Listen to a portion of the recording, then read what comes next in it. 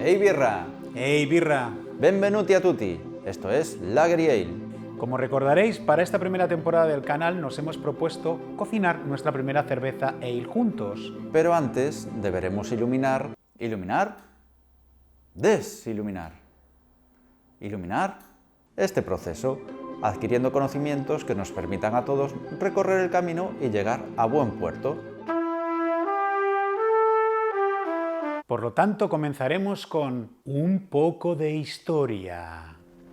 Protocerveza. A día de hoy no se ha determinado con precisión el origen exacto de la primera elaboración de la fermentación de un cereal con el objetivo de realizar cerveza. Pero lo que está claro es que la historia de la cerveza es la historia de la civilización. Vale, más de 10.000 años atrás. Casi ninguno de vosotros os acordaréis. Cuando pasamos de ir todo el día de un lado para otro mordiéndole el cuello a todo lo que se movía o colgaba de una rama, a decir, pues igual no es mal sitio para quedarnos una temporadita, juntar 4 bichos para que procreen y echar un puñado de semillas al suelo a ver si sale algo. Se cree que una de esas primeras plantaciones pudo ser de algún antepasado del trigo actual. El trigo, como el resto de cereales, había que transformarlo para poder digerirlo. Aún así a mí me va regular. La pasta sin gluten, el pan sin gluten, las galletas sin gluten. Qué putada no poder tomarlo, ¿no? No, si al final como te gusta, pues acabas comprando de los dos. Ya.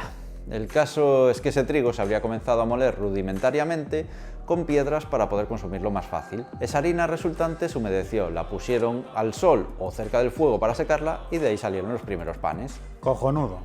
Y además de para acompañar la tapa que te tomas con la caña, ¿cuál es la relación con la cerveza? Me alegro que me hagas esa pregunta. Joder, siempre he querido decir eso. El caso es que una de las hipótesis que se barajan es que esa pasta humedecida podría haber estado un tiempo sin utilizarse. Vamos, que se olvidaron de ella como un tupper que lleva 3 meses con lentejas en el fondo de la nevera. Algo así. Y con el paso del tiempo habría fermentado, produciendo un brebaje de cierto sabor dulzón y sensaciones que podrían calificarse de reconfortantes. Buen eufemismo. La cercanía de una fuente de calor, de nuevo, habría permitido una infusión de cereales y, como resultado, producido algo semejante a una cerveza. A base de repetir ese proceso, el resto es historia. Me recuerda a lo que se cuenta sobre el café. Un pastor en Etiopía ve que cuando sus cabras comen unos pequeños frutos, se vienen muy arriba, con una energía de la leche. Y debió pensar, esto en mis jornadas maratonianas me venía a mí de lujo. El tipo se hizo una infusión, así a pelo, pero claro, aquello sabía rayos, así que lo tiró. Cuando el sol comenzó a calentar, que en Etiopía debe hacerlo un poquito, de aquello derramado por el suelo, empezó a emanar un olor muy agradable. Y nuestro pastor hizo... y hasta hoy. Arqueología cervecera. Una de las recetas de cerveza más antiguas que se conoce se halló hace unos 3.900 años en un poema sumerio en honor de la diosa patrona de la elaboración de la bebida, Ninkasi.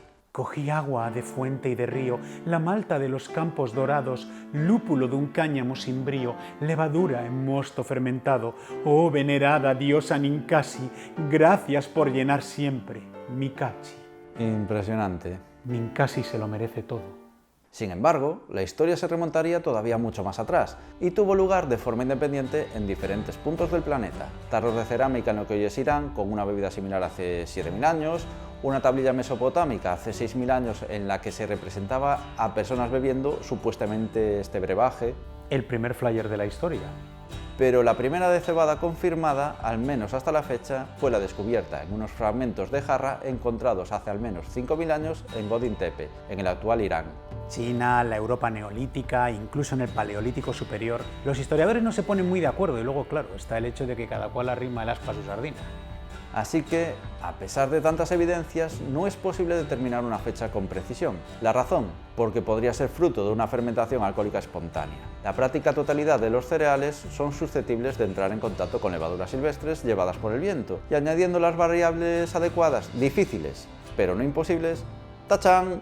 ¿Y cómo os quedáis si os decimos que la capacidad de producir pan con gluten y cerveza fue una parte importante para dejar de ser nómadas y establecernos en poblados, gracias a lo cual podemos construir nuestra civilización y se dieron las condiciones para desarrollar tecnología? Pensadlo la próxima vez que entréis en Twitter con una cerveza en la mano.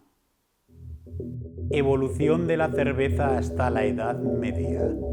Hemos oteado el pasado en busca de un origen, pero ahora nos centraremos en algo que ya fuera cerveza. En la antigua Babilonia, sabemos por los restos encontrados que disfrutaban de ella. Los egipcios empezaron con la fabricación de cerveza a gran escala. Era importante en su cultura, la consideraban un alimento básico, se utilizaba en actividades religiosas e incluso para pagar salarios. Desde allí se difundieron las técnicas de fabricación por toda Europa. Vaya, primera vez que se menciona en audiovisual Sumeria, Babilonia o Egipto sin que sea para anunciar una plaga, maldición, profecía, espíritu vengativo, momia. Hacia el 500 a.C., los griegos dejaron la cerveza de lado ante el auge del vino. ¡Viva el vino! Aunque se siguió produciendo, era una bebida más popular entre las clases bajas, ya que era más barata que el vino. Grandes filósofos griegos eran entusiastas de la cerveza. Platón afirmó que el que inventó la cerveza era un sabio. Vaya, ya sabía algo más que su maestro. Y Sófocles recomendaba una dieta de pan con gluten, carne, verduras y cerveza. Pero tenéis que tener en cuenta que escribió una historia de un tío que, sin saberlo, mató a su padre, se casó con su madre y se acabó sacando los ojos cuando lo descubrió. ¿En qué estado ideó todo esto? No lo sé. Después llegaron los romanos y crearon el pan líquido. Joder, qué día de gluten me estás dando.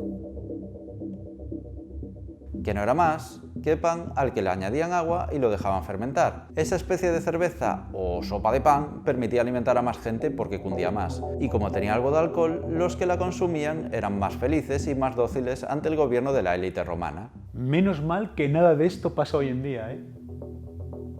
La producción y el consumo eran lo suficientemente importantes en el imperio como para legislar y fijar el precio de 3 cervezas clasificadas: la cervesia y la camum, que valían 4 denarios la pinta, y la citos traída de Egipto, que valía 2 denarios. En comparación, un falerno, el mejor vino, costaba 30 denarios la pinta. Pero mira, la gente de Hispania, especialmente los celtas, no compartían el desprecio por la cerveza de sus gobernantes en Roma, y los romanos de provincias tampoco. Allí es donde dicen que Julio César se aficionó a la cerveza, y que cuando cruzó el río Rubicón, brindó con ella.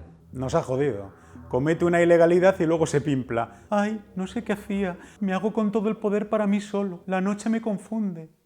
Edad Media. En la Europa medieval, la cerveza era una de las bebidas más comunes entre las clases bajas y también en aquellas zonas donde el cultivo de la uva era más complejo y por tanto elaborar vino no era una tarea fácil. Y también estaba el hecho de que la cerveza era mucho más barata. En una época en la que te morías por casi cualquier cosa, tener una fuente segura de hidratación era un regalo caído del cielo. Y como la cerveza se hierve antes de la fermentación, el sueño de más de uno. Yo bebo por salud, no quiero arriesgarme con el agua contaminada. Tampoco podemos olvidarnos del importante papel que jugaron las abadías y monasterios en la producción de cerveza. Muchas órdenes religiosas se dedicaron al cultivo del cereal y a la elaboración de cerveza para su consumo propio. Eran unos adelantados a su tiempo. Fueron los precursores del ayuno terapéutico, solo que ellos cambiaron los batidos detox por pintas de cerveza. Igual hasta se bañaban en ella, como en la República Checa. En el año 1040 se funda la que es probablemente la cervecería más antigua del mundo, Weihenstephaner, en Baviera, donde el proceso de elaboración de cerveza se convierte en una aventura comercial para los monjes. Por cierto, estas cervezas se siguen vendiendo hoy en día. El primer tratado sobre la cerveza data del siglo XIV y continuaría evolucionando, perfeccionando las recetas y distanciándose de lo que fue en sus inicios. Y es en esta época cuando entraría en escena uno de los ingredientes más frecuentes en la actualidad: el lúpulo. Cerveza moderna. Se abandonaría el gruit, una mezcla de plantas y especias de todo tipo utilizadas para aromatizar, para pasar mayoritariamente a esta planta del género Humulus, el lúpulo, que además de proporcionar estas cualidades organolépticas, añadía cualidades conservantes. En cuanto a su origen, podemos especular y divagar, de hecho nos encanta hacerlo, pero parece que todo apunta a una abadesa llamada Hildegarda de Bingen en el siglo XII. ¡Fua! Tiene un nombre de guerrera increíble. Hola, mi nombre es Hildegarda de Bingen. Tú mataste a mi padre, prepárate a morir. Y luego añadió el lúpulo al mosto de cerveza. La expansión y aumento de la demanda de cerveza a nivel europeo continuaría durante los siguientes siglos con la mejora de las sociedades, hasta que, en el año 1516, el emperador Guillermo IV de Baviera decretase la conocida como Ley de Pureza Alemana o Reinheitsgebot. Me encanta cuando me dices cosas bonitas. Se establecieron así los ingredientes básicos con los que debía contar el brebaje: agua, cebada malteada y lúpulo, pues aún se desconocía la existencia de la levadura. De eso se ocuparía Louis Pasteur 3 siglos después. Cerveza industrial y nacimiento de los grandes estilos. Con la elaboración de la cerveza prácticamente estandarizada, la profesión de cervecero se extendió por Europa casi tan rápido como lo había hecho la peste negra en el pasado. Joder. Ya, es que... Bueno, seguimos, ¿no? Lo hizo especialmente en países como Inglaterra o Alemania, donde se constituyeron auténticos gremios en torno a esta actividad. Ahora entiendo yo lo de Magaluf. Si es que como para no venirse arriba y luego abajo, desde el balcón. Un saludo para los dos países. Eso sí, todavía se elaboraba de manera más bien artesana en pequeños locales, supervisados por el buen ojo del maestro cervecero y empleando fuegos a leña para la cocción de los ingredientes. Pero esta forma de elaborar cerveza cambiaría radicalmente, como todo en el mundo, con la llegada de la revolución industrial, con su famosa máquina de vapor y el resto de innovaciones de la época. La invención de las nuevas malteadoras y la aplicación del termómetro y del densímetro a la fabricación de cerveza, logrando eficiencias mucho mayores, dieron lugar a cierta industrialización del proceso. Fue una época muy interesante por el nacimiento de muchos de los grandes estilos que conocemos hoy en día. Por ejemplo, a principios del siglo XIX se perfeccionaron las cervezas de baja fermentación, lager, en contraposición a las ale inglesas. Fueron el alemán Gabriel Sedlmayr. Me has puesto todos los nombres jodidos a mí. Que yo me quedé con Hildegarda de Bingen. En fin. Y el austríaco Anton Dreher los que lograron popularizar las cervezas lager en Europa, y posteriormente Josef Groll quien aplicaría sus técnicas a un nuevo tipo de malta para crear la cerveza Pilsner, estilos que han acabado siendo de los más populares del mundo. El origen de otros estilos, algo anteriores, tiene más que ver con buscar la solución al transporte marítimo de la cerveza sin que ésta se deteriorara y supiera a meao de ñu. Dos ejemplos muy claros son el nacimiento de las famosas IPA o Indian Pale Ale y la Russian Imperial Stout. En el primer caso se trataba de lograr enviar cerveza en condiciones desde Inglaterra a sus colonias en la India, soportando una larga travesía por mar. La solución que encontraron fue incrementar la cantidad de lúpulo en su elaboración, que actuó como conservante, dando lugar a una cerveza mucho más amarga y aromática. El segundo caso es muy parecido. En los mentideros de la época se contaba que el zar Pedro el Grande se había enganchado a las cervezas negras inglesas y hacía que se las trajeran desde allí. Y claro, para que llegaran en buen estado y soportando el fresquito de las temperaturas del Báltico, incrementaron la cantidad de alcohol, muy a su pesar, y de lúpulo, dando lugar a un nuevo estilo cervecero. Ya en el siglo XX, durante la Primera Guerra Mundial, nacería otro estilo que perdura hasta hoy, las cervezas Session. Los trabajadores de las fábricas inglesas de munición y armas trabajaban a destajo para abastecer a su ejército y tenían muy pocas horas de descanso entre turno y turno, los llamados Session Breaks. Y el ratillo que tenían lo aprovechaban para acudir al pub más cercano y tomarse unas cuantas cervezas con los colegas, claro. Llamadme loco, pero igual regresar al trabajo un poco piruleta y tener que manejar armas y munición, el de prevención de riesgos laborales estaría al borde del ictus. Así que se empezaron a hacer muy populares las cervezas de baja graduación alcohólica, entre 3 y 4 grados, que heredaron el nombre de cerveza Session. La cerveza en la actualidad. Y llegamos a la actualidad. La industrialización de la cerveza tiene ventajas, pero también inconvenientes. Es más barata y estandariza los sabores. De hecho, una de las ideas es que debe saber igual independientemente de dónde esté fabricada. Pero eso también hace que las cervezas sean más monótonas. Por todo ello, entre la década de 1970 y 1980, empieza a surgir en Estados Unidos un auténtico tsunami de fabricación de cerveza artesanal. La gente estaba aburrida de los mismos sabores y de que casi no hubiera aromas. ¿Y qué hacen?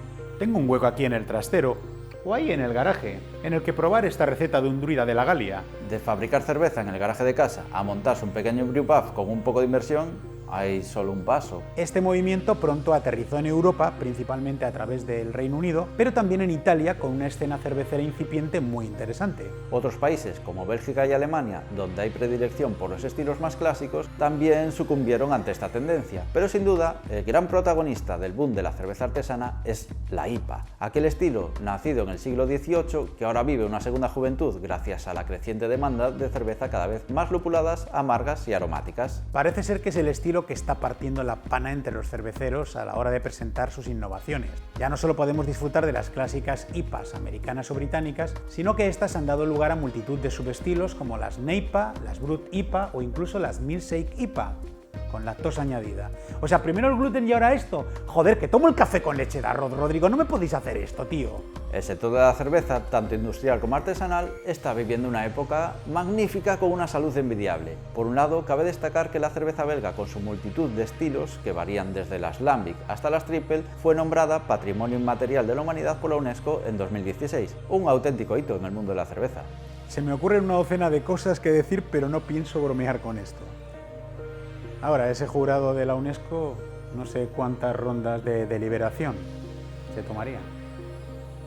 Como era previsible, el auge de la cerveza artesanal ha hecho despertar a la gran industria, ahora consciente de que el consumidor quiere algo más que una insípida cerveza estándar, por lo que no escatima esfuerzos en intentar responder a esa demanda. No todos sus intentos son recibidos igual de bien por el público, pero el futuro parece prometedor. ¿Y qué más? Nada más. O mucho más. Igual llamarlo a esto un poco de historia no fue lo más preciso, ¿eh? Pues podríamos haber hablado también de la cerveza en España, en Latinoamérica. Sí, de la de Burkina Faso, Vanuatu y Chopenar de Entre Pinos. Queremos que el público del canal nos siga viendo y le hemos metido una chapa de proporciones wagnerianas, es un hecho. Es verdad, siempre podemos hacer un par de especiales más adelante. No digo que no, pero eso ya será otro día. Prost. Prost. Les decimos que se suscriban al canal y todo eso. Más les vale. O les enviamos a Hildegarda de Bingen para que ajuste cuentas. Hildegarda de Bingen. Qué tía, ¿eh? Una titán.